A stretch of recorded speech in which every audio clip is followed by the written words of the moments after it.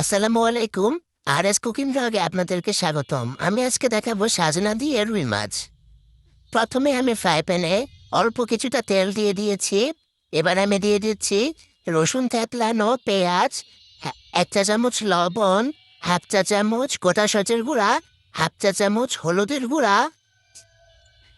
1 চা চামচ মরিচের গুঁড়া। ঝালটা আপনারা নিজেদের মতো নেবেন, আমি আমার মতো নিয়েছি। 1/2 চা চামচ ধনিয়ার গুঁড়া।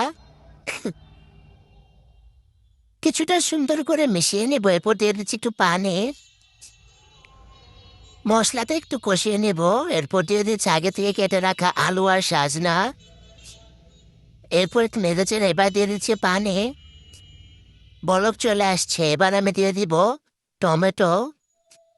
2টা টমেটো 4 ফালি করে কেটে নিয়েছি। এতে টমেটো সিদ্ধ হয়ে গেছে।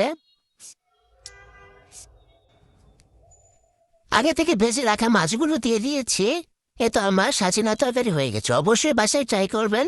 ভিডিওটি ভালো লাগলে অবশ্যই সাবস্ক্রাইব করবেন এবং কমেন্টে জানাবেন কেমন হয়েছে। সবাই ভালো থাকবেন। আসসালামু আলাইকুম।